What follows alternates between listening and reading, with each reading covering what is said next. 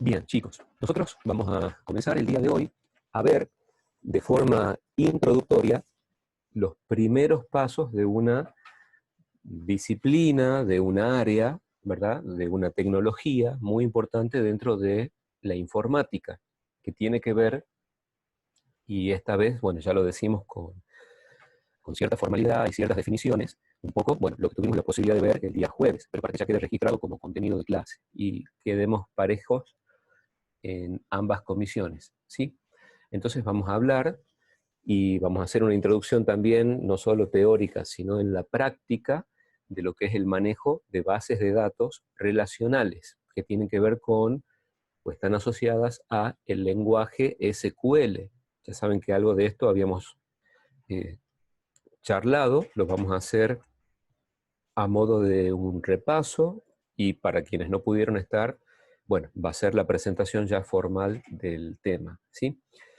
Por un lado, nosotros comenzamos en el primer cuatrimestre, dentro de lo que es la informática, con muchas áreas y disciplinas, a ver el tema de programación, que no necesitaba o no requería ningún tipo de conocimiento previo. Entonces aquí habíamos visto el concepto de algoritmo, cuáles son las partes en la definición de algoritmo, el concepto de variable, operaciones sobre las variables, roles, ciclos repetitivos, estructuras de decisión, estructuras de datos, es decir, arrays unidimensionales o vectores. Vimos matrices, vimos estructuras, cómo combinar esas estructuras unas en otras, vimos la idea de función, también llamado en otros lenguajes procedimiento o módulo o métodos, ya avanzando un poquito en el paradigma de objetos. Entonces, bueno, todos esos conceptos eran parte de la disciplina o del mundo de la programación. Entonces acá lo que nos interesaba, y nos sigue interesando hasta el resto del primer año de cursado completo, programación 1 y 2, laboratorio 1 y 2, tiene que ver con el pensamiento lógico estructurado, o sea, trabajar con algoritmos.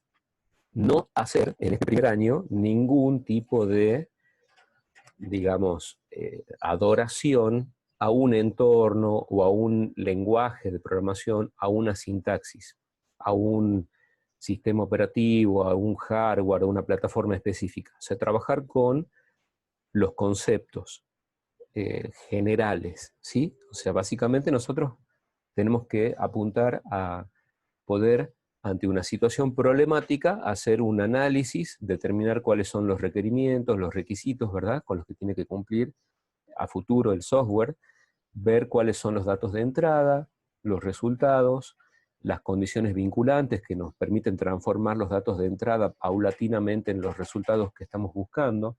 Bueno, esa es la idea detrás de lo que era la disciplina de programación, por un lado. Ahora, otra persona que no sepa nada de programación podría, sin ninguna necesidad de tener conocimiento previo de nada, hacer una incursión en dos de las tres tecnologías web. O sea, alguien que no sabe programar perfectamente puede comenzar a ver HTML y estilos.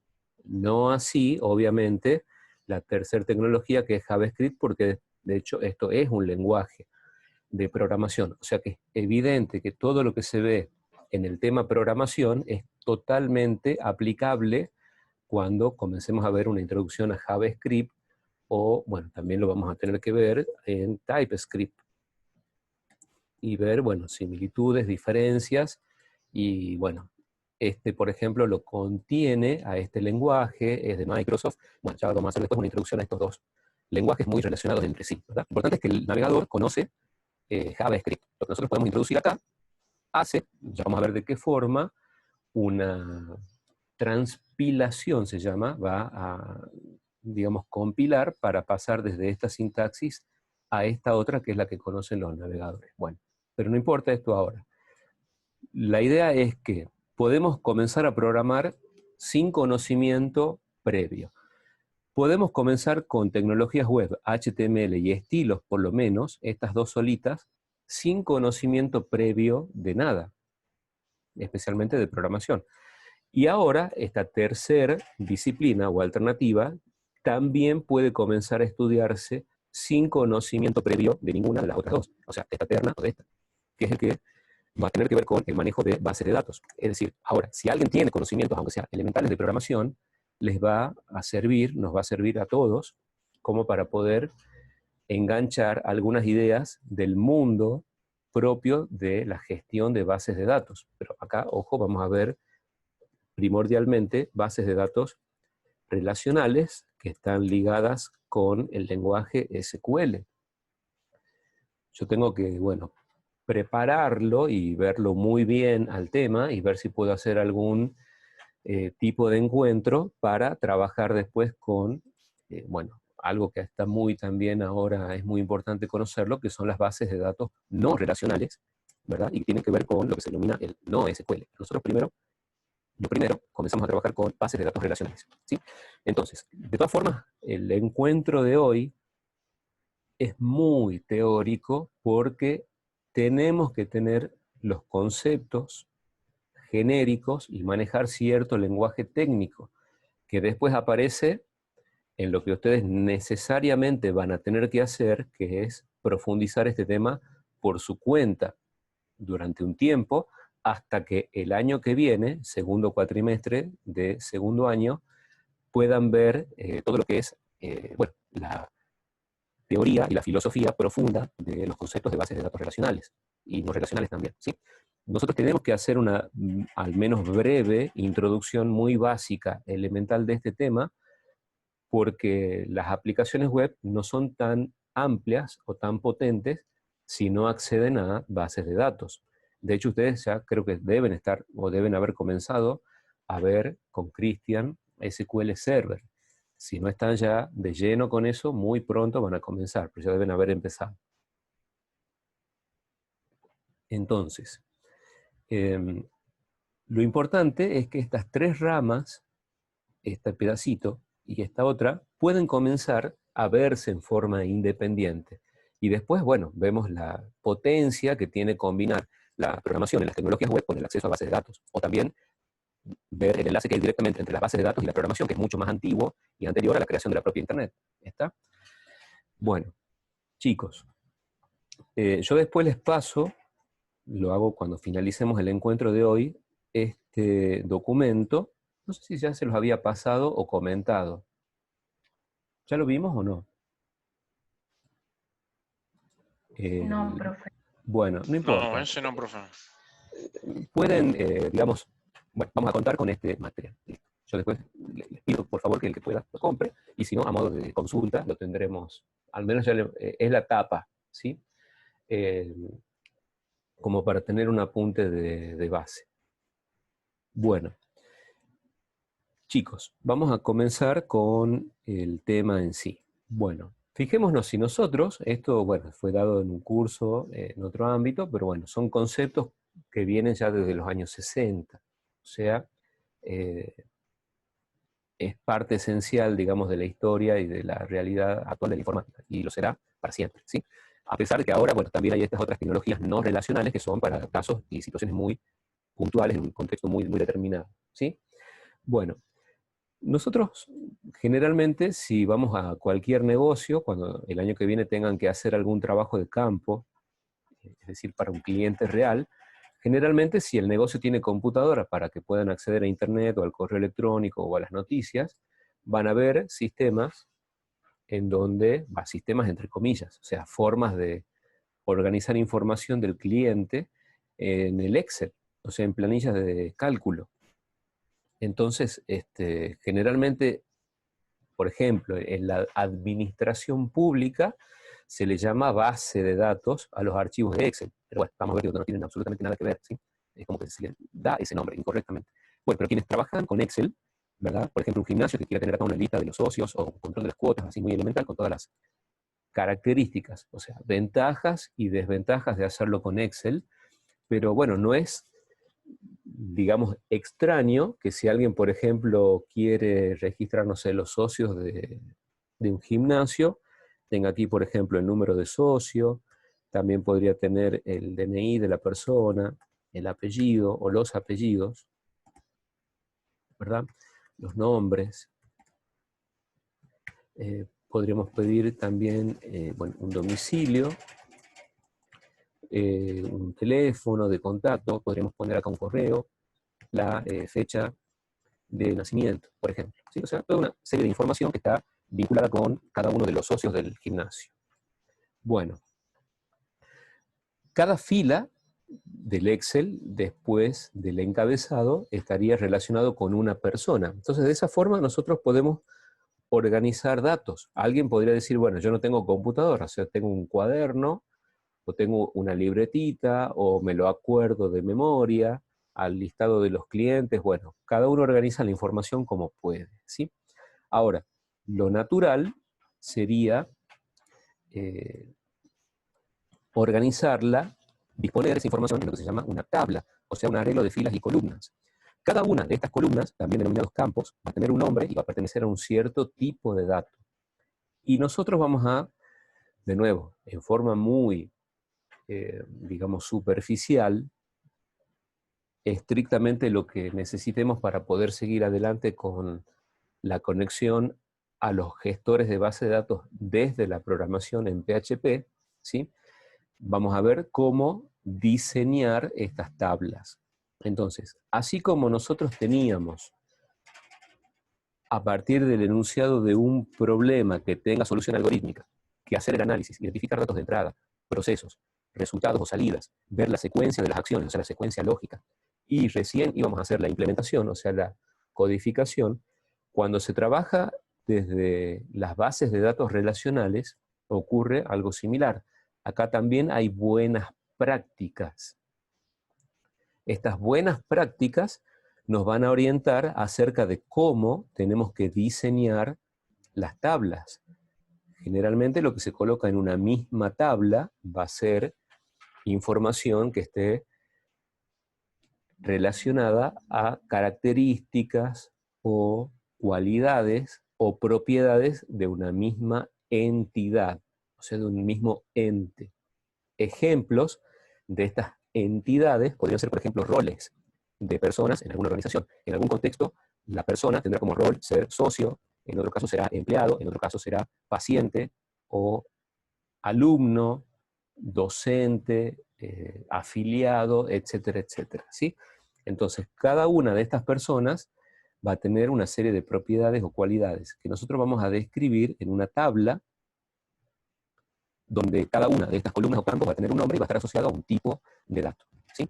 Ahora, como les decía, hay también una serie de buenas prácticas para saber qué columnas tienen que formar parte de qué tabla.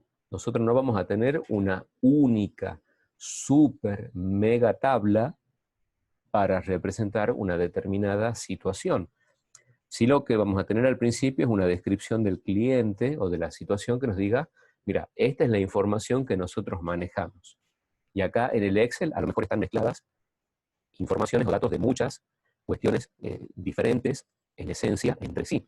Si esto fuera para la dirección de tránsito, y bueno, algunas columnas serán datos del vehículo, otras columnas serán datos del conductor, otras columnas serán datos de la infracción, el tipo de infracción, el lugar, el monto que hay que pagar por esa multa, la fecha de vencimiento, hasta, digamos, que haya que cancelar esa multa, etcétera, ¿sí? Entonces, así como a partir de una situación en programación no vamos directamente a codificar, porque hay que pasar por todas las etapas previas del ciclo de vida del software, en el mundo de las bases de datos no es que uno escucha o lee una sola vez los datos que se manipulan y todo se vuelca en una misma tabla. Hay una serie de buenas prácticas que ustedes lo van a ver como, o bajo el título de normalización. ¿Está? Normalizar una base de datos quiere decir dividir la información en forma coherente en diferentes tablas asociadas entre sí. Nosotros no vamos a ver quizás más allá de la segunda o tercera forma normal, ¿sí? Bueno, esto fue evolucionando, pueden considerar que hay 4 formas estándar más la llamada quinta forma normal, porque después aparece una sexta. Nosotros vamos a ver primera y segunda, y quizás la tercera, con eso va a ser más que suficiente, ¿sí? Bueno, ahora, si nosotros organizamos la información en esta disposición, ¿sí?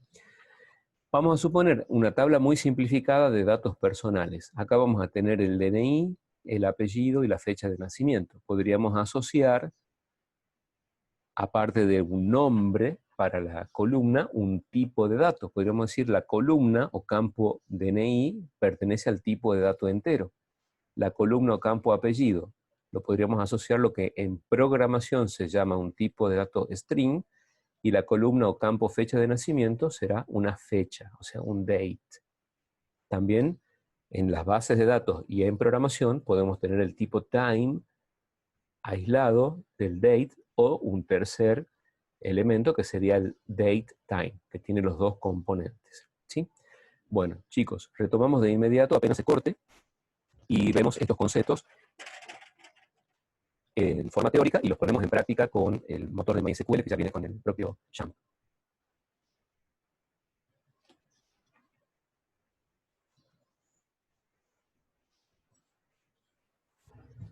Bien, chicos. Entonces, recién habíamos indicado que cuando se organizan datos en esta disposición de filas y columnas, vamos a tener una serie de columnas o campos donde cada uno tiene un nombre y tiene asociado un tipo de dato.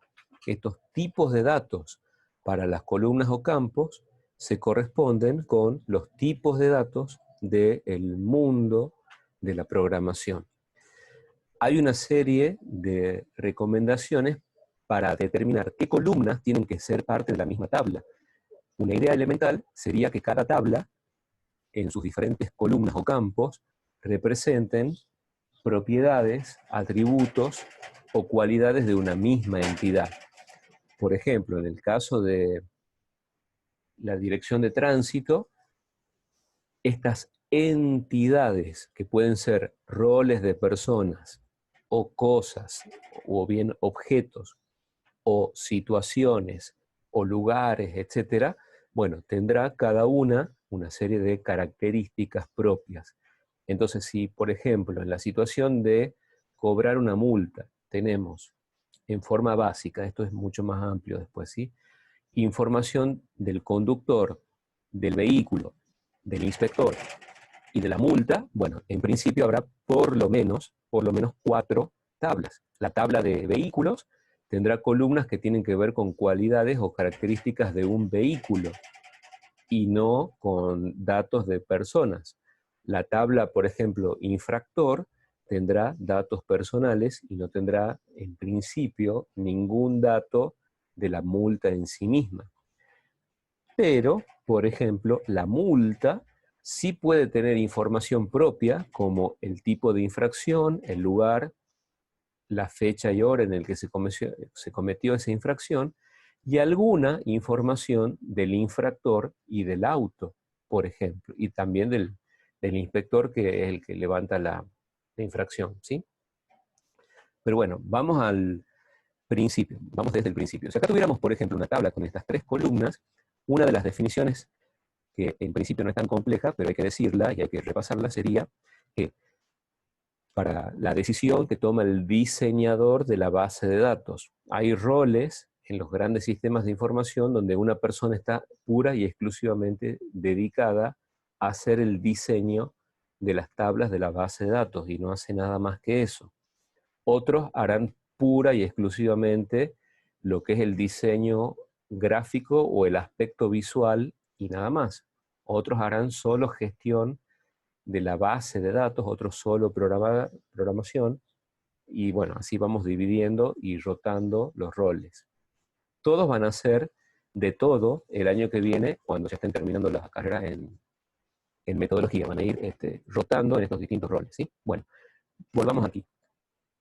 Para el diseño de una tabla en particular, la cantidad de campos o de columnas en una tabla se denomina grado de la tabla.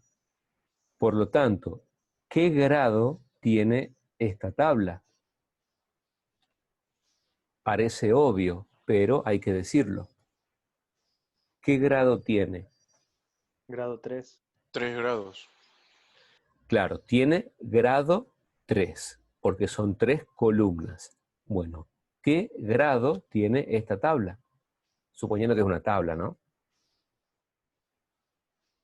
8. 8.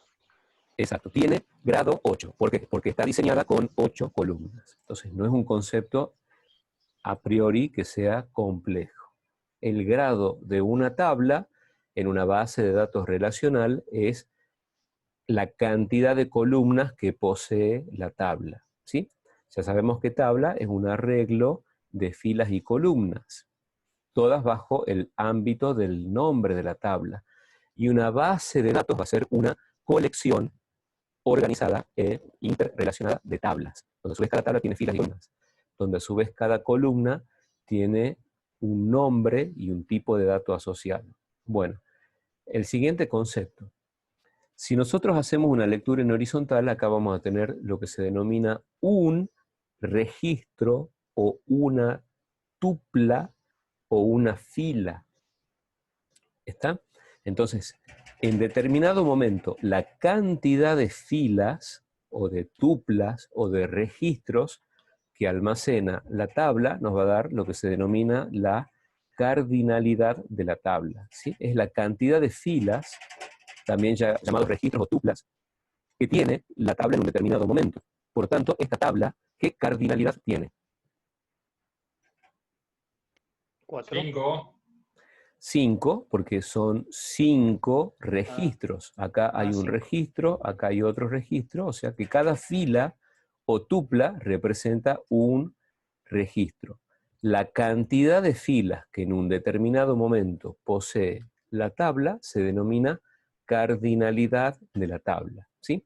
Ahora, esta palabrita registro en inglés, nosotros sabemos que se dice como struct, y estando en el mundo de las bases de datos relacionales, podríamos hacer un gancho, un enlace con en el mundo de la programación, en donde habíamos visto que un struct, ¿se acuerdan? Era que una colección heterogénea de datos. Era una super variable que podía estar formada por campos, así se llaman de esa forma los componentes de un struct en el mundo de la programación, y cada campo tenía un nombre y pertenecía a un determinado tipo de datos. Bueno, aquí, sin ser exactamente lo mismo, hay una correspondencia. Acá hay un registro como una colección de datos heterogéneos, donde cada columna tiene nombre y tipo de datos.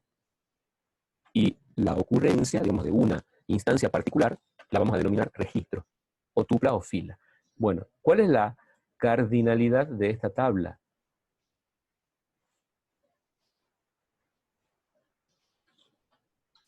0. 0, porque no tiene registros, o sea, es una estructura vacía, es una tabla, bueno, o lo va a ser en algún momento, pero como todavía no contiene información, porque las estructuras, antes de poder gestionarlas o manipularlas, hay que crearlas. Entonces, cuando recién está creada la estructura, no tiene información en sí misma, o sea que esta tendría cardinalidad 0. ¿Sí? De nuevo, hoy es muy teórico porque hay que tener en cuenta estos conceptos para cuando uno vaya a ver una revista, un libro, un curso, etcétera, desde ahora hasta que cursen formalmente la asignatura que está destinada a esto, pero mucho más en profundidad, ¿sí? Esto es lo mínimo que nosotros necesitamos para poder manipularlo desde PHP, ¿sí? Y bueno, estos conceptos también tienen su equivalente cuando vean con Chris todo lo que es el manejo de grillas y el acceso con los modelos que hacen en Laboratorio 2 y manejando el SQL Server, ¿sí? O sea, de nuevo, es cultura general. La ventaja es que no se necesita conocimiento previo de nada, pero sí es una ventaja tenerlo, el conocimiento previo de programación, pero no es un requisito indispensable. Se puede aprender estas tres disciplinas de forma separada, excepto, ya sabemos, JavaScript, que tiene que precederse o no. También uno puede comenzar, de hecho, si no ve programación, puede comenzar a ver JavaScript y ve la idea de algoritmo, variable, estructura de selección, ciclo, arrays, con la teoría y práctica sobre JavaScript directamente. No hay problema. Bueno, chicos, otra cuestión importante. Las tablas, Por el estudio y todo lo que estamos viendo con el profe, es tentador agarrar y hacer solo JavaScript porque no tiene nada de eso. Y también creo que se puede usar base de datos con JavaScript. Puede ser. claro, pero Ahora ya se puede, antes era exclusivo del cliente el uso de JavaScript, ¿sí? Aunque, como les decía, hay contextos en donde lo que vamos a usar son bases de datos no relacionales. Pero bueno, esto, como les digo, es una idea universal de toda la vida, que es como para tener un marco de referencia y después, bueno, se lo va a ir ampliando, ¿sí? Pero bueno, también lo que es teoría o los conceptos de programación, claro, hay que hacerlo concretamente en alguna sintaxis de algún lenguaje, pero de nuevo, a lo que a nosotros nos interesa es en primer año, la parte que tiene que ver especialmente con pensar de forma lógica, estructurada, la especificación de soluciones generales a problemas, o sea, hacer, digamos, la especificación de los algoritmos, ¿sí? Acá no podemos hacer el curso completo de esto, obviamente, porque ya tienen un curso previsto. Estamos haciendo una presentación de las ideas base como para poder avanzar nosotros y hacer programitas más interesantes. Bueno, podemos ver una tabla como si fuera un conjunto. ¿Se acuerdan de la teoría de conjuntos? Cuando en el jardín llevábamos los palitos de helado, de colores, o las tapitas de gaseosa, o llevábamos, bueno, en mi época eran tapitas y nada más, ¿sí? Entonces, sobre los conjuntos se podían aplicar operaciones. Por ejemplo, unión, intersección, diferencia, etc. Vamos a suponer que esta tabla corresponde a los datos de un socio de un gimnasio en la sede central del gimnasio. Pero que se abre una sucursal, una franquicia, una sucursal en Concepción. Y nos llevamos el mismo sistema informático, con la base de datos recién creada, o sea, la misma estructura de tabla, pero sin datos. Y en Concepción se inscriben los socios de Concepción. Si en algún momento necesitamos traer estos datos y unirlos con los datos de los socios de la sede central, bueno, se pueden considerar las tablas como si fueran conjuntos. ¿De acuerdo? Como si pudiéramos hacer operaciones unión, intersección, diferencia. ¿Está? Entonces vamos a suponer que tenemos, porque de nuevo, esto ustedes lo van a ver con lenguaje técnico en los libros. Entonces a veces uno simplemente lo lee como si leyera una novela, un artículo de un periódico y lo lee y pasa. Pero hay a veces en los libros técnicos se dice mucho en pocas palabras. Por ejemplo, ustedes le van a decir, antes era muy popular, bueno, cuando instale Java no olvide configurar su variable de entorno path. Y uno no le daba bolilla a eso, pero después no andaba hasta que tenía que hacer la configuración de la variable de entorno path. ¿Sí? Bueno, por ejemplo, acá si tuviéramos dos tablas, A y B, ¿qué tendríamos que tener en cuenta para poder llevar adelante, si A y B, dos tablas distintas, ¿verdad? Si sobre esas dos tablas queremos implementar la unión. Los libros van a decir que hay dos requisitos, en función de lo que acabamos de ver, por ejemplo, de lo que vimos recién aquí. Si una tabla se considera como un conjunto, y acá tenemos dos tablas, o sea, dos conjuntos, la tabla A y la tabla B, ¿cuáles serán los dos requisitos que hay que cumplir para poder unir A y B? Porque tenga la misma cantidad de columnas. Claro, no podríamos unir esta tabla pero sí la misma con esta otra. Estas dos no pueden unirse, porque es un requisito que tengan que. Y así lo van a ver, ven que la inquietud ya surge sola y es simple sentido común. Para que dos tablas se puedan... ¿Cómo?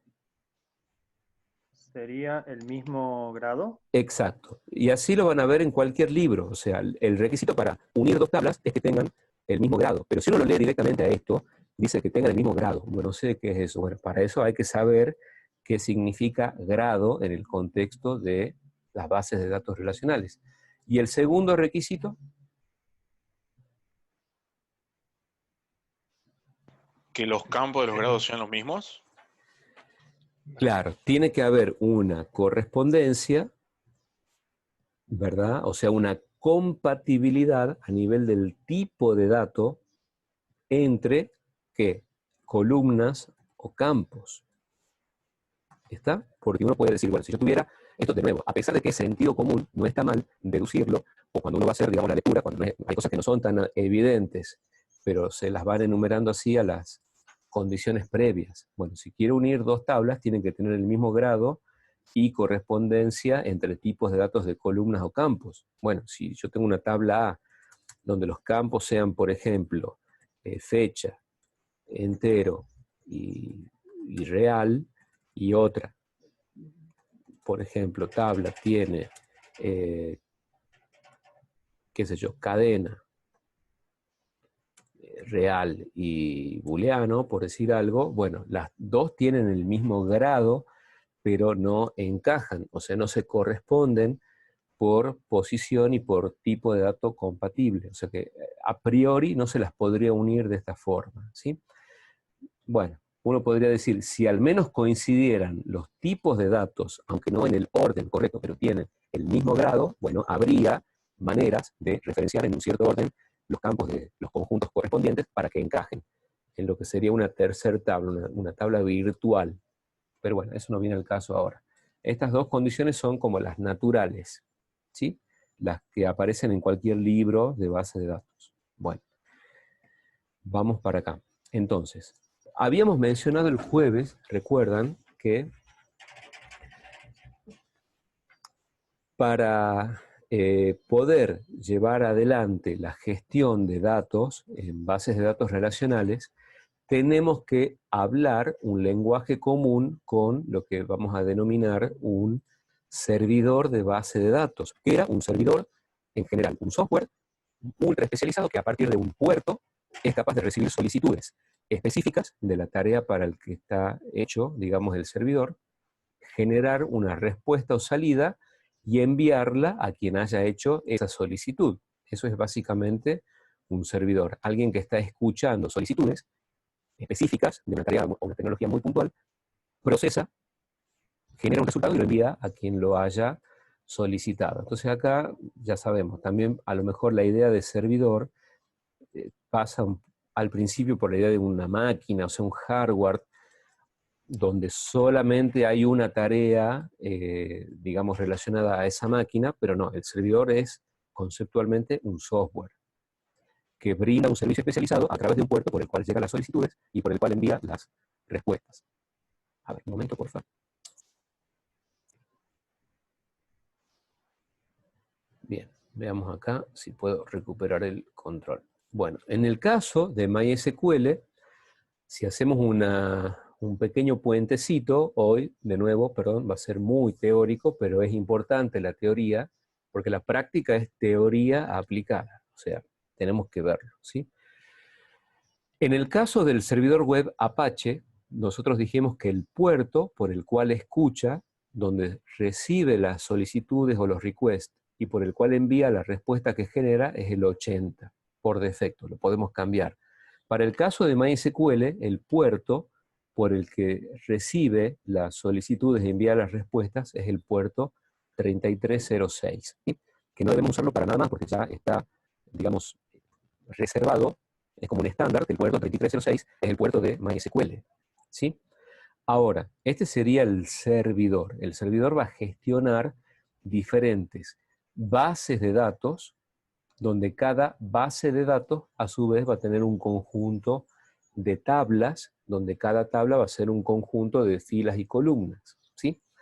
Para poder comunicarnos desde el exterior con el servidor de base de datos, vamos a tener que contar con lo que se denomina un cliente. Este es el servidor, acá nosotros vamos a tener lo que vamos a denominar un cliente. Este cliente, por ejemplo, va a poder ser un cliente de consola o podría ser un cliente visual. Un cliente visual puede a su vez ser una aplicación de escritorio o puede ser un cliente visual a través de una interfaz web, que es la que vamos a ver nosotros, que es el PHP MyAdmin, ¿sí? Entonces acá podemos tener un cliente, por ejemplo, visual y muy en particular, por ejemplo, web. Entonces aquí la idea es que nosotros vamos a trabajar con, digamos, alguna cuestión de menús y asistentes, bueno, todo con colorcitos, muy hermoso, pero acá va a venir también una cuestión. Nosotros tenemos que conocer la sintaxis de SQL y ya vamos a ver por qué, ¿sí? Y acá, bueno, tenemos la pantalla negra. ¿Qué va a hacer? Cualquiera de los dos sea el cliente. ¿Cuál es la idea? El cliente envía una solicitud al puerto 3306 del motor MySQL que esté activo. Y el motor responde con, bueno, una respuesta, un response. ¿Está? Bueno, ahí, más o menos así. Y lo mismo, si tuviéramos un cliente visual, enviamos la solicitud, recibimos la respuesta. ¿Sí? Ahora, el motor de base de datos, cualquiera sea la implementación, obviamente no puede permitir que todo el mundo entre a cualquier base de datos a hacer cualquier cosa con cualquier tabla. Entonces los clientes generalmente lo que tienen que hacer ante los servidores es presentar lo que se llaman las credenciales. Generalmente las credenciales tienen que ver con el nombre del motor de base de datos de la instancia, la IP, dónde está ejecutándose esa instancia, el nombre de usuario, la contraseña, la base de datos con la que nos queremos conectar, ¿sí? Y para poder comunicarnos con el motor necesitamos un lenguaje en común, un dialecto en común. Bueno, ese dialecto en común es el que nosotros vamos a conocer como SQL. ¿Recuerdan qué significaba SQL?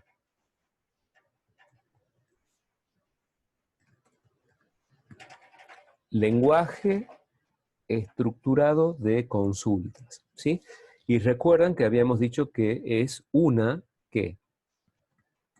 Especificación. ¿Cuál era la idea informal de especificación? Esto ya con algunos compañeros lo pudimos ver el día jueves, pero ahora ya queda registrado formalmente. ¿Qué era una especificación? Porque SQL es una especificación. ¿Se acuerdan la idea, la noción? No la definición exacta. ¿Identificarlo, profe, con una idea? ¿Cuál es la idea de lo que se denomina bueno, un artefacto o documento? Una especificación. ¿Qué es? ¿Qué es algo específico?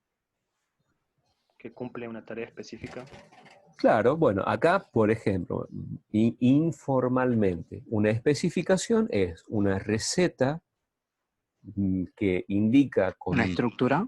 todo detalle, bueno, una estructura, un estándar que está, digamos, redactado en un lenguaje, no un lenguaje natural puro, sino en un pseudo lenguaje técnico, pero es una serie de indicaciones muy detalladas y exactas de cómo llevar adelante cierta tarea, independientemente de un hardware o de un sistema operativo en particular o de un entorno de desarrollo o de un lenguaje de programación. Es la definición textual de un estándar, de una forma exacta y muy específica de hacer algo, que sea independiente de la llamada implementación. Si hacemos acá un pequeño paréntesis, nosotros ya, se supone, estamos desde el primer día de clase trabajando con especificaciones.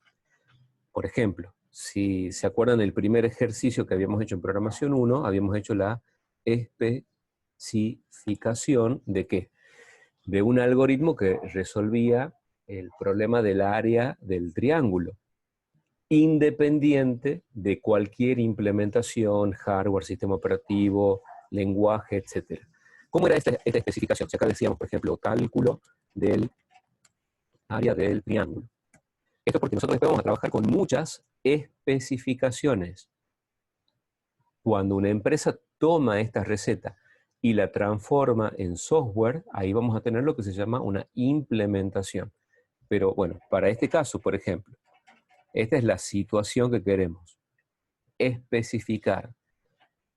¿Se acuerdan que esto, haciendo un paréntesis en el mundo de la programación, teníamos que aplicar qué? Bueno, si tuviéramos el modelo entrada, proceso, salida, identificar variables de entrada, resultados, todos los procesos que van a modo de caja negra y que nos permiten ¿qué? Llegar paulatinamente manipulando desde los datos de entrada hasta el resultado. Bueno, ¿cómo era el algoritmo? ¿Cómo era el algoritmo que especifica de forma genérica la solución al cálculo del área del triángulo? ¿Qué teníamos que hacer? Base por altura sobre 2. Claro, esa sería como la llamada condición vinculante o la parte del proceso, la parte del medio. Acá podríamos poner, por ejemplo, declarar altura como real. Si no queríamos poner como entero, hacíamos una segunda revisión y decíamos, bueno, es más general si lo ponemos como real. Acá podríamos poner declarar área como real. Después, básicamente, había que hacer ¿qué cosa? Obtener la base. Obtener ¿qué? La altura. Asignar. Y acá podríamos poner ¿qué cosa? Área, y le podemos asignar ¿qué? Bueno, por ejemplo, base por altura sobre 2. Y finalmente, por ejemplo, mostrar ¿qué? El área. ¿Sí? Ya podemos poner fin, y acá podemos poner inicio. O sea, esta es como la esencia. ¿Sí? Esto que nosotros acabamos de hacer, en realidad desde el punto de vista de la programación, es analizar una situación, y acabamos de hacer ¿qué? Bueno, la especificación de un algoritmo. Una secuencia finita, ordenada y precisa de pasos que se tienen que ejecutar, ¿verdad? Llevar adelante para resolver un problema de la forma más general posible. Pero esto es independiente de la implementación. Entonces, ¿en qué podríamos implementar esto? ¿En qué puede darse la implementación? Implementar quiere decir llevar esta receta o este estándar, este genérico, que es independiente de los hardwares, sistema operativo, entornos, lenguajes de programación, etcétera, a una implementación concreta. ¿En qué podemos hacer de esto un software?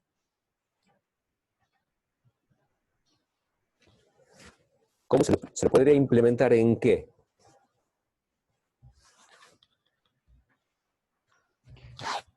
En, ¿En qué saben programar ya? ¿Será en C Sharp? Y claro, en C Sharp, ¿en qué más? ¿Algún lenguaje de programación? Claro, PHP. PHP, en Python, alguien lo puede hacer en JavaScript, alguien lo hará en Ruby, ¿verdad? Otros lo harán en Pascal, etcétera, ¿sí? Pero fijémonos que la implementación ya depende de un hardware, un sistema operativo, un entorno, una sintaxis de algún lenguaje. En cambio, la especificación es universal, es genérica, no está atada a ninguna tecnología. ¿Se entiende? ¿Se ve la diferencia entre lo que es especificar y lo que es implementar? Sí, Ahora sí. profe. ¿Se alcanza a ver? Bueno, yo les anticipo, el año que viene, especialmente ya cuando, bueno, termina la carrera con metodología, toda la asignatura tiene que ver con redactar especificaciones, ¿sí?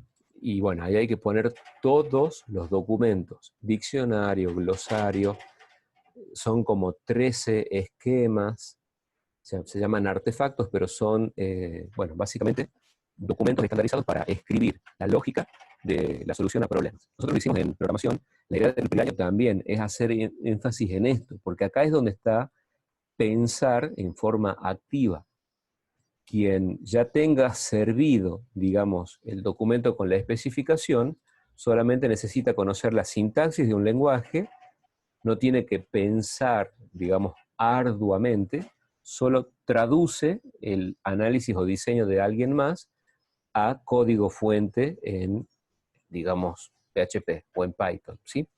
Ahora, justamente, técnicamente, la tecnicatura tendría que darnos entrenamiento en solamente interpretar la especificación para poder hacer una traducción casi mecánica a sintaxis de algún lenguaje. Bueno, obviamente que nosotros en la tecnicatura jamás haríamos que ustedes solo tengan como entrada una especificación hecha por otro.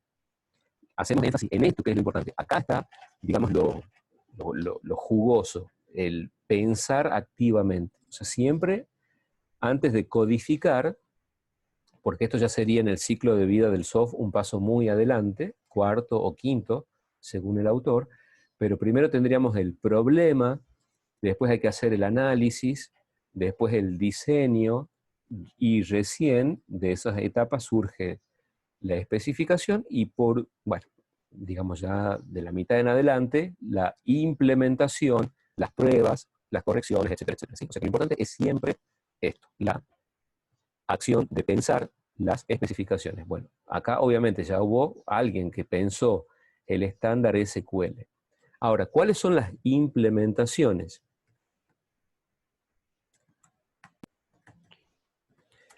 Del estándar? Porque esto también, en realidad se redacta un estándar del estándar de SQL. ¿Cuáles son las implementaciones que habíamos mencionado?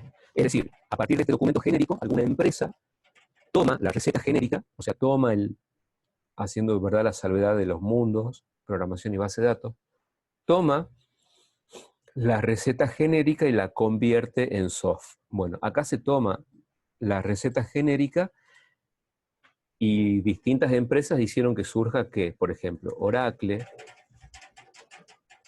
SQL Server, ¿qué más? MySQL, PostgreSQL, SQLite. ¿Está? Entonces, estos son ejemplos de implementaciones SQL.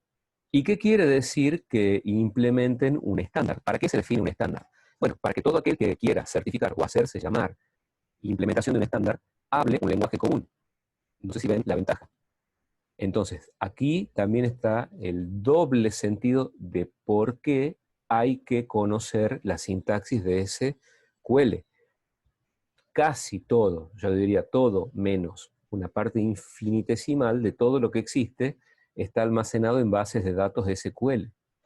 Si esto es un estándar, cuando nosotros trabajemos con la sintaxis de una implementación en particular, indirectamente estamos aprendiendo la sintaxis de todas las implementaciones de lo que se haga llamar SQL, porque la tiene que cumplir el estándar, si no, no podría certificarlo, ¿sí? Y aparte, nosotros vamos a hacer que la sintaxis de SQL la vamos a practicar en consola, también habrá que embeberla con cadenas de texto en PHP. PHP tiene al menos 4 maneras de trabajar con acceso a los datos. Algunas son más rápidas y más eficientes que otras, pero es ineludible conocer el lenguaje SQL, ¿sí? No es cultura general, es vital.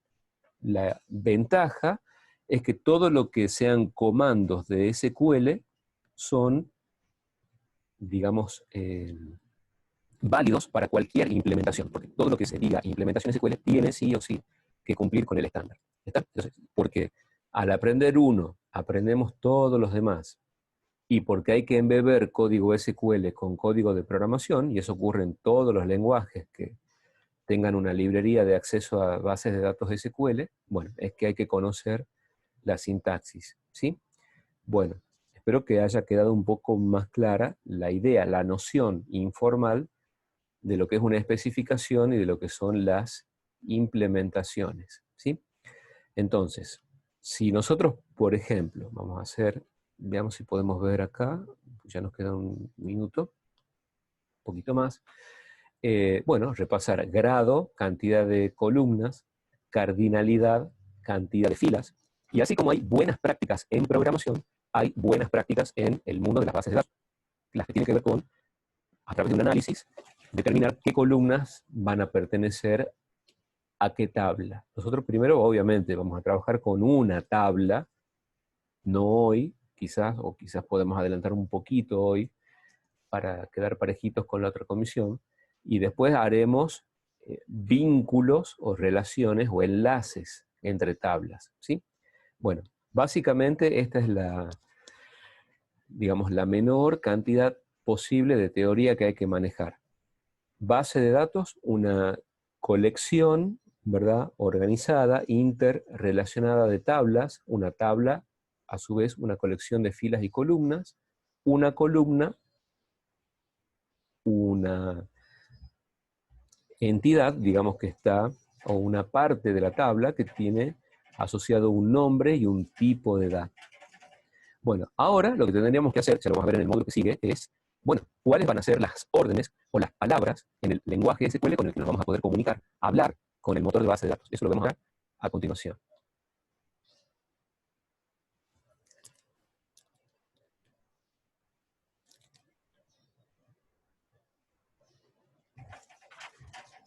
Bien, chicos, entonces, vamos a a ver, habiendo visto ya un mínimo de teoría, cómo podemos comenzar a comunicarnos con el motor, ¿sí? Vamos a hacerlo en forma visual y en forma de consola, pero de nuevo, algo muy, muy elemental por hoy, ¿sí?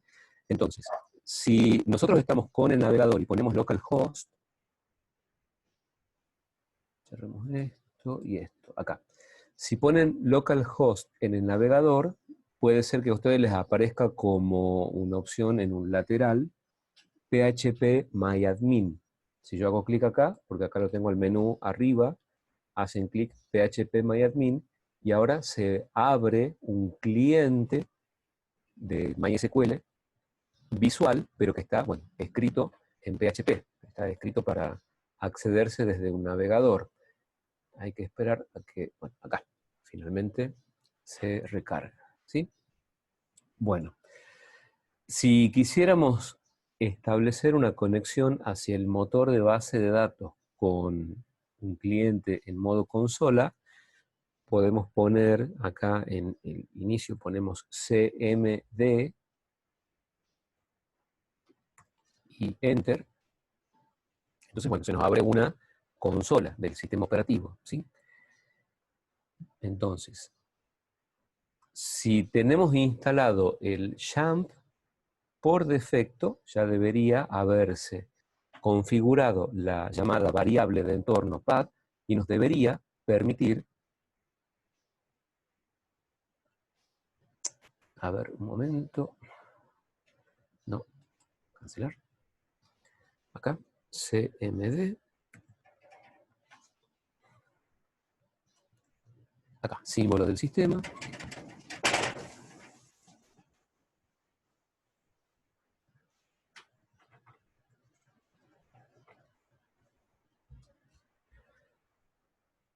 bueno, acá aparece en blanco porque yo le he cambiado el color de frente y fondo a la consola. Acá podríamos poner, por ejemplo, en consola MySQL, poner Enter, y esto nos debería llevar al acceso que tenemos al cliente en modo consola del MySQL. Si quieren, antes de hacer esto, ponemos nuevamente acá exit cls, veamos rápidamente algunas carpetas y algunos archivos importantes de MySQL. Pero de nuevo, de esto hay mucho como para que lo puedan complementar. Digamos que si vamos a la raíz de la unidad C, vamos a donde dice XAMPP. Dentro de XAMPP vamos a la carpeta MySQL. Dentro de la carpeta MySQL, de la instalación del XAMPP, hay una carpeta que se denomina bin, que es donde están los binarios, los ejecutables. El gestor de base de datos del motor es una colección de aplicaciones, ¿sí? Entonces acá vamos a ver que aparece un ejecutable que se denomina mysql.exe. Este mysql.exe es el que correspondería a nuestro cliente en modo consola, que de hecho acá si vamos a una consola y escribimos mysql, no hace falta poner la extensión .exe, tampoco es, digamos, necesario estar bajo ese directorio, no importa en qué lugar del disco estemos, invocamos al cliente y ya estamos dentro del cliente en modo consola de MySQL. El equivalente visual de esta operación sería, bueno, acceder a phpMyAdmin, por ejemplo, ¿sí? Que ya viene también con el propio XAMPP. ¿Sí? Son las dos formas. Eso es, profe, esa es otra forma de interfaz para acceder a la misma carpeta, ¿verdad? Claro, porque habíamos dicho podríamos comunicarnos con el servidor desde un cliente en modo consola o desde un cliente visual, que en este caso tiene interfaz web. Pero los dos están haciendo en este momento, bueno, lo mismo. Esto, que tiene que ver con el manejo de la consola, es importante saberlo, ¿sí? Ahora, si uno no sabe, obvio, absolutamente con todo detalle, todo el lenguaje SQL estándar, más los comandos particulares de cada motor o gestor, no importa, tiene a mano un manual o la documentación oficial. pero algunas de las sentencias clave básicas de SQL hay que conocerlas porque se aplican a cualquier motor SQL, y después porque las tenemos que escribir también mezcladas con cadenas, en nuestro caso en PHP, ¿sí? Pero lo que estamos ejecutando, si vamos al sistema de archivos, donde está instalado el motor, sería dentro de XAMPP y la carpeta MySQL, en el directorio bin, aquí está el mysql.exe. Si vamos un nivel hacia atrás, MySQL tiene una carpeta que se denomina data, y dentro de esa carpeta, dentro del directorio data, MySQL va a considerar una base de datos a un directorio que esté bajo el ámbito del directorio data. ¿Sí? Después vamos a volver sobre eso porque genera como una cierta inquietud el hecho de que se diga, bueno, ¿cómo puede ser que para MySQL una base de datos sea simplemente una carpeta, o sea, un directorio en disco que está bajo el ámbito del directorio data? Bueno, eso es exactamente una base de datos para MySQL, ¿sí? Veamos. Justo ahí veo el chat. Bueno, sí, no hay problema. Después repasan, digamos, lo que quede pendiente de lo que se suba al Drive, ¿sí? Ahora, una vez que nosotros estamos conectados, aquí la conexión ya se hace directamente, porque al haber, digamos, instalado un paquete, ya viene con todo configurado previamente, ¿sí? Si acá nosotros queremos salir del cliente en modo consola, ponemos exit y listo. Y acá, fijémonos, habíamos entrado con colocar MySQL solito. Otra posibilidad es que nosotros, como decíamos hace rato, no vamos a entrar a cualquier gestor de base de datos a hacer cualquier cosa con cualquier base de datos. No entra cualquiera. Bueno, una forma de entrar más específica sería indicando el nombre de usuario y la contraseña, por ejemplo. Entonces acá vamos a tener una guía. Nosotros entramos recién con esta alternativa, también podríamos usar esta alternativa. Estamos acá y queremos usar, por ejemplo, MySQL, o sea, invocar al cliente en modo consola de MySQL, un espacio en blanco, acá ponemos -u, espacio, root. Esto es lo que en Linux se conoce como una banderita, es la banderita -u, que indica que a continuación va el nombre de usuario con el que nos queremos conectar. Después ponemos espacio -p, enter. Como aquí por defecto no tiene configurada una clave el usuario root, dice, bueno, ingresa el password. Nosotros tenemos un password vacío, lo vamos a dejar vacío para no hacer lío, ¿sí? Entonces, nuevamente entramos, acá ya estamos viendo el prompt de MySQL en modo consola que dice, bueno, MySQL está listo, el motor está listo para recibir comandos o para recibir órdenes. Y bueno, si queremos salir, ponemos exit, ¿sí? Bueno, ahora, una vez que estamos dentro, o sea, una vez que estamos conectados con el motor, desde el mundo de la programación hay que hacerlo, bueno, a través de ciertas líneas de código, donde cada lenguaje de programación propone una sintaxis muy específica, pero en algún momento hay que establecer el nombre del host, el usuario, la contraseña y la base de datos con la que nos queremos conectar, ¿sí? Entonces, muy de a poco vamos a ver cómo hacer distintos comandos, cómo ejecutar distintos comandos. Uno de los primeros que podríamos tener acá en cuenta es el comando show espacio databases, punto y coma. Show databases, como lo quieran decir en inglés, nos muestra el listado de todas las bases de datos que tenemos en el motor. Aquí en el, digamos, cliente visual aparecen directamente, o sea, aparecen con un botón para desplegar, etcétera, etcétera, ¿sí? Y también aparecen acá. Ahora, si nosotros queremos crear una base de datos, podríamos hacerlo en realidad de 3 maneras, pero se recomienda hacerlo de 2 de las 3. ¿Cuál será una alternativa? Bueno, estos comandos en modo consola de MySQL, de nuevo, los vamos a ir aprendiendo de a poco, ¿sí? Vamos a suponer que queremos crear una base de datos. Una base de datos es simplemente una carpeta, un directorio debajo de el directorio data, Vamos a trabajar aquí ahora. ¿Cómo hacemos para crear una base de datos? Esto está nuevamente en la documentación oficial de MySQL.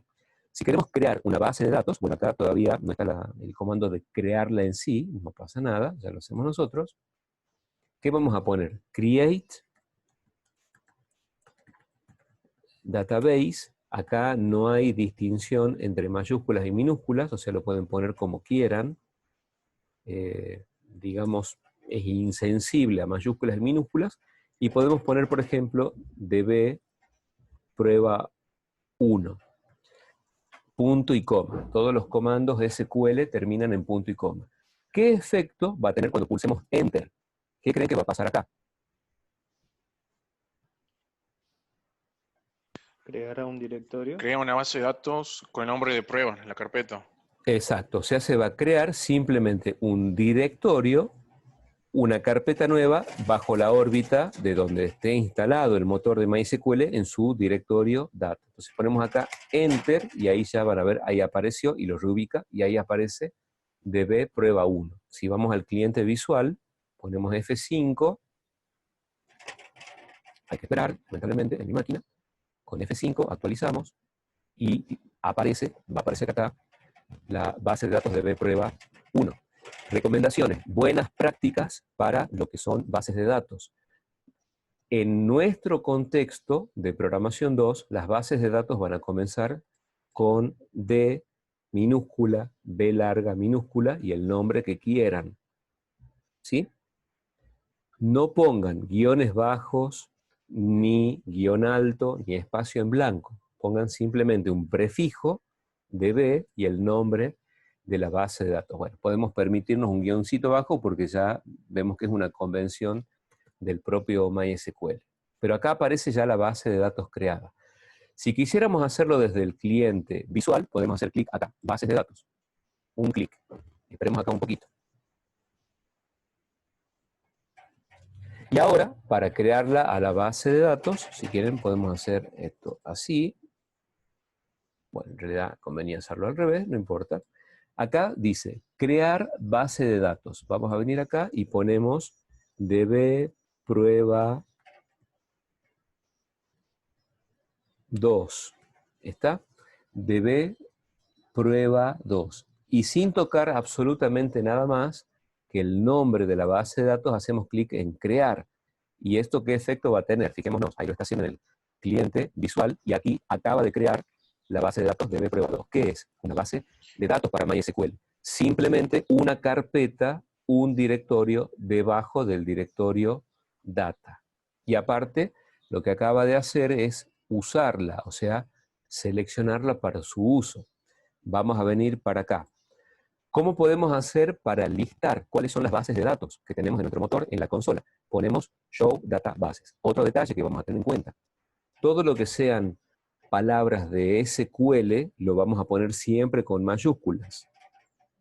Entonces vamos a poner Show Data Bases. ¿Para qué sirve el comando? El comando Show Data Bases. Bueno, para que nos devuelva la consola un listado de los nombres de las bases de datos que tenemos. Entonces acá aparece db prueba 1, db prueba 2. Bueno, el tercer modo, que no es el que se recomienda, pero entre comillas funciona, especialmente en Windows, ya vamos a hacer un paréntesis con respecto a este tema, es que podríamos venir al directorio data, a hacer clic derecho, nuevo, carpeta, y poner, por ejemplo, db prueba 3.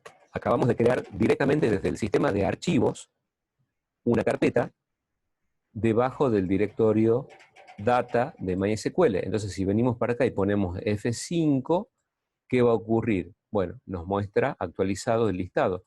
¿Cómo lo podríamos ver acá? Bueno, con la flecha arriba y abajo tenemos memoria del comando. Ponemos Show Databases y vemos que aparece. Bueno, cuando se genere el listado completo, ya no da más mi pobre memoria RAM, pero fijémonos, aparece ¿quién? La base de datos db prueba 3. O sea, una base de datos para MySQL es ¿qué cosa? Bueno, un directorio perdón, que está debajo de la órbita, debajo del ámbito de la carpeta data de MySQL. ¿Sí? ¿Se entiende esta idea, chicos? Sí, Sí, profe. profe. Bueno, Es lo mismo que con localhost, más o menos.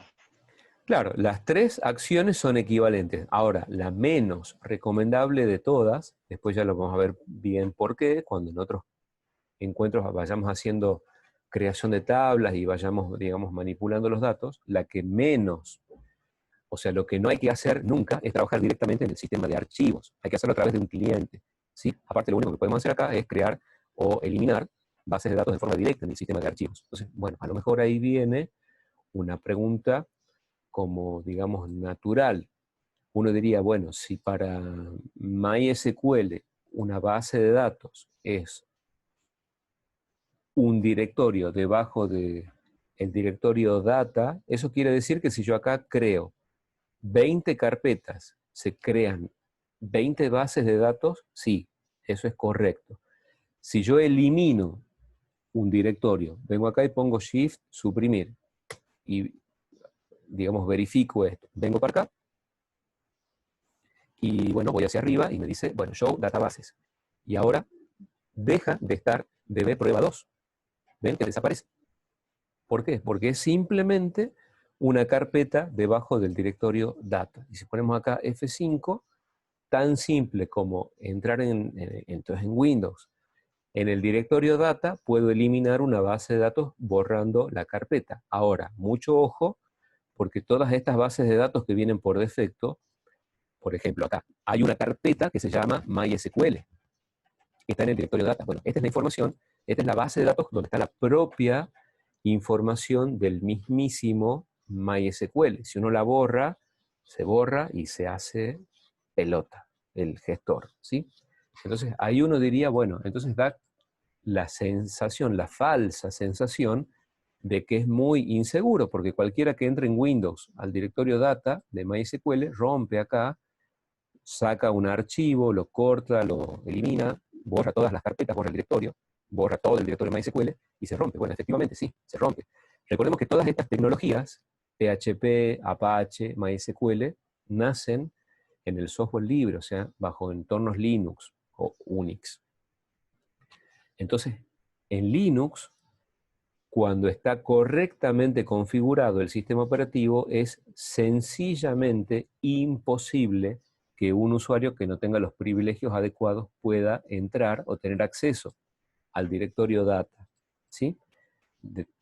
En los sistemas Windows es mucho más inseguro, excepto que, de nuevo, esto es un ámbito, de nuevo, académico, ¿verdad? Educativo, lo trabajamos con la versión, con los parámetros y configuraciones por defecto del XAMPP.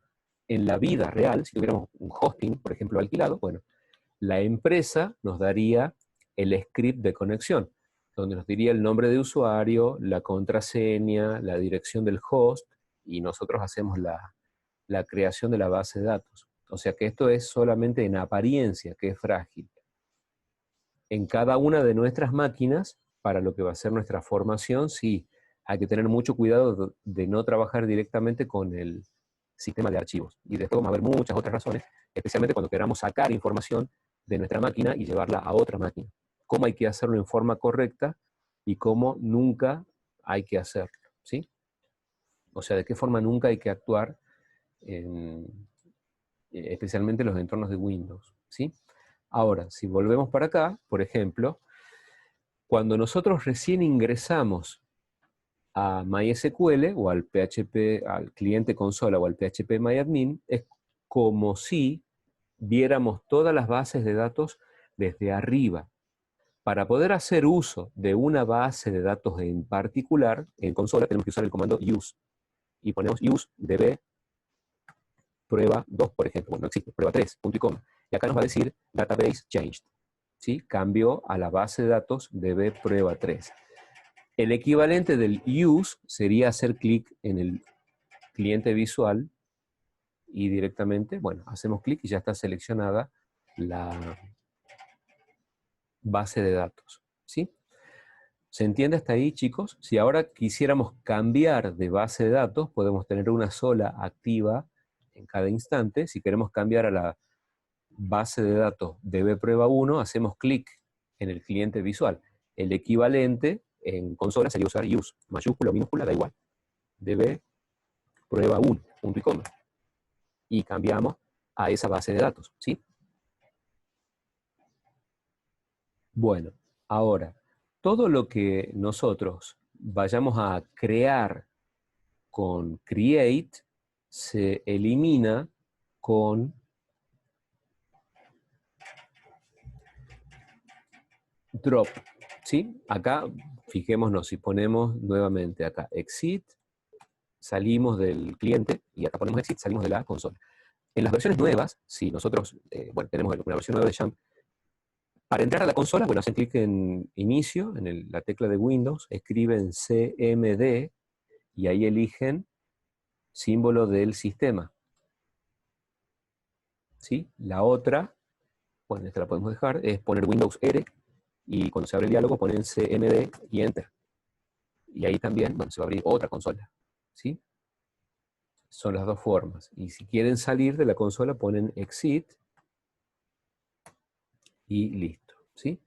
Bueno, ahora si queremos entrar, bueno, lo vamos a hacer siempre con un usuario. Vamos a elegir, por ejemplo, -u root, el usuario root sería el usuario super administrador, el llamado modo Dios, el usuario root, porque también existe un root, por ejemplo, para los sistemas Linux. El usuario root es el superusuario, que puede hacer cualquier tipo de operación sin confirmación y sin vuelta atrás. O sea, lo que root manda hacer, se hace. No hay un deshacer en principio, ¿sí? Entonces acá, por ejemplo, repasemos show databases, punto y coma, y nos muestra las bases de datos que ya tenemos en nuestro gestor, ¿sí?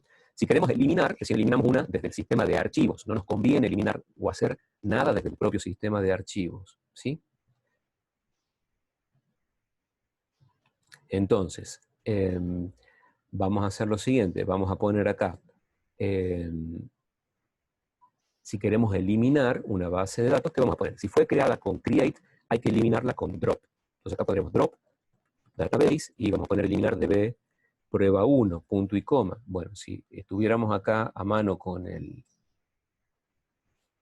sistema de archivos, y aquí, bueno, fijémonos que existe la base de datos db prueba1. Cuando ejecutamos drop database prueba1, se elimina y van a ver que desaparece del sistema de archivos, ¿sí? Y ahí ya no aparece más el directorio de db prueba1.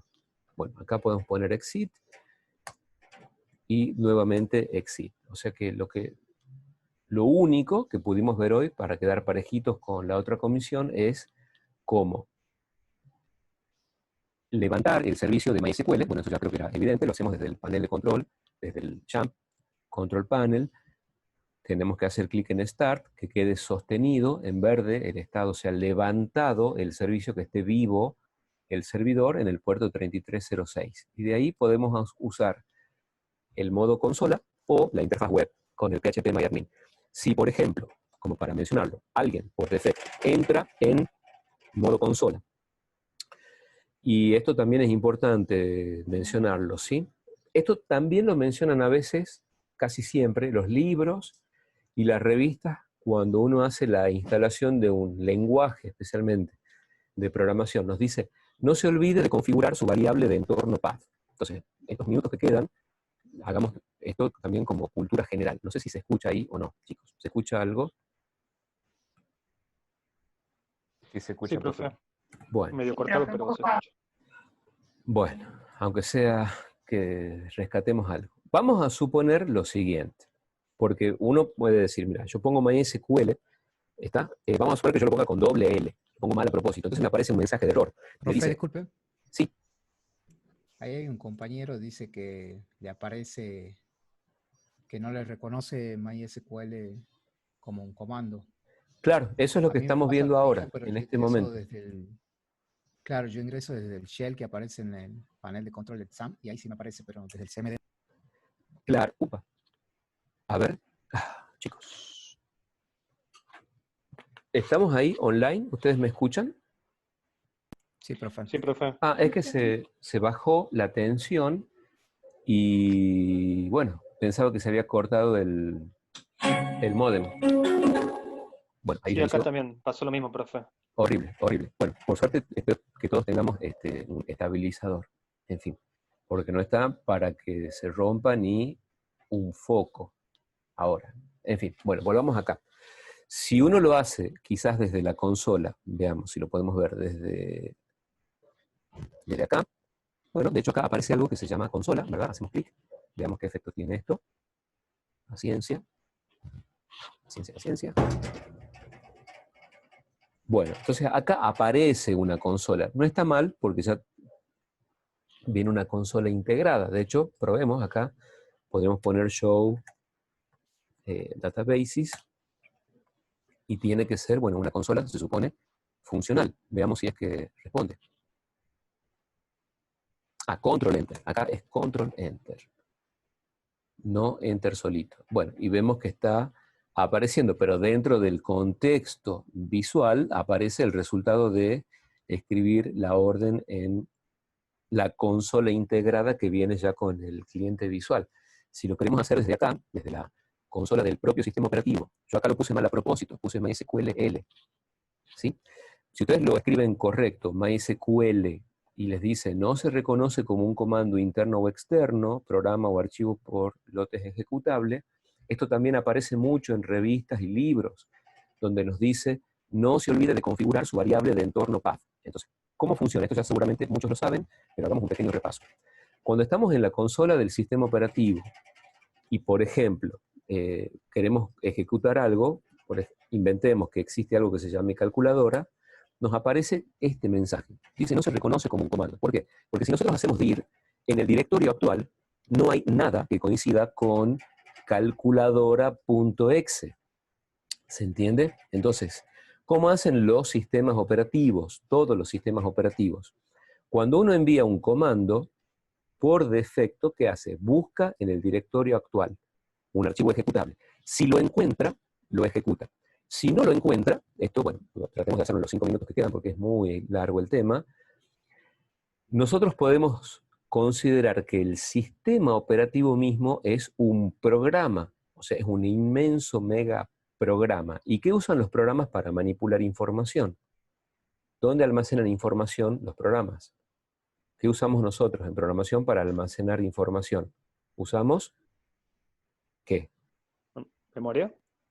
¿Variables? Bueno, variables. Variables que Variables. viven en la memoria. Ahora, si todo el sistema operativo es un programa, o sea, un algoritmo que se está ejecutando, un software, debe almacenar información el propio sistema operativo en variables. Bueno, pero las variables que le pertenecen al propio y mismísimo sistema operativo se llaman variables de entorno. Es una variable que le pertenece al programa sistema operativo. Entonces, volviendo acá, cuando nosotros intentamos ejecutar un comando, por ejemplo, lo voy a escribir mal de nuevo a propósito, MySQL, para que me dé el mensaje. ¿Qué es lo que hace? Bueno, intenta buscarlo en el directorio actual. Si no lo encuentra, el sistema operativo entra al contenido de lo que se denomina la variable path. Es una variable de entorno del sistema, una variable global, sería en términos de programación, ¿sí? Entonces, la variable path es simplemente una colección de rutas al disco. Vamos a poner, por ejemplo, C, dos puntos, por ejemplo, qué sé yo, documentos. ¿Está? C, dos puntos, barra, por ejemplo, no sé, Delphi, barra, bin, punto y coma, etc. Bueno, y también vamos a tener la posibilidad de tener qué cosa. C, por ejemplo, en el sistema de archivos, acá podríamos tener la carpeta que se llama C, dos puntos, barra, jump, MySQL bin. Y dentro de la carpeta bin tenemos el archivo ejecutable que nos interesa. Si nos da error es porque esta ubicación de disco no está incluido en la variable de entorno path. Entonces lo que tenemos que hacer es incluirla. ¿De qué forma? Hacemos clic en inicio, vamos a ir a donde dice, bueno, en realidad lo tendríamos que hacer desde el sistema de archivos. Bueno, vamos a poner acá donde dice equipo, clic derecho, propiedades. En alguna de las pestañas que aparece acá nos tiene que decir variables de entorno. Esperemos que aparezca. Tristísimo, pero bueno, así es la vida. Muy bien, acá. Entonces, vamos a configuración avanzada del sistema, creo que estaba por acá. Acá nos va a decir en algún momento, después ustedes los repasan, variables de entorno. ¿Qué hicimos? Entramos en el explorador de Windows, en el sistema de archivos, este tipo, clic derecho, propiedades, después fuimos a donde dice configuración avanzada del sistema, aquí, fuimos a donde dice variables de entorno, entonces donde dice variables de entorno, acá hay que trabajar con mucho cuidado, vamos a ir donde dice variables del sistema, hay que buscar la variable path, y poner acá editar. Y en editar, a quien le dé el error del comando MySQL a secas, van a poner acá, por editar texto, creo que pueden poner acá nuevo, y aparece esa entrada. En mi caso muy particular, yo ya tengo agregado el camino c:2.jump MySQL bin. ¿Está? Entonces, de nuevo, yo pongo acá cancelar porque yo ya la tengo. Ustedes tienen que agregarlo al camino de la carpeta bin, y cuando cierren la sesión actual y vuelvan a una sesión nueva, ahí van a poner MySQL. Entonces, si no lo encuentran en el directorio actual, irá probando con cada uno de los directorios de la variable path hasta que finalmente lo encuentra al ejecutable de MySQL. Y ahí ya no les va a dar más el error, ¿sí? Bueno, chicos, queda menos de un minuto, así que estamos en contacto a través del WhatsApp, ¿sí? Yo renderizo esto un rato y lo subo a la noche. Nos vemos. Que anden muy bien. Bueno, profe. profe, Muchas gracias. gracias. Nos vemos. Que ande bien. Hasta luego. Gracias, igualmente. Nos vemos.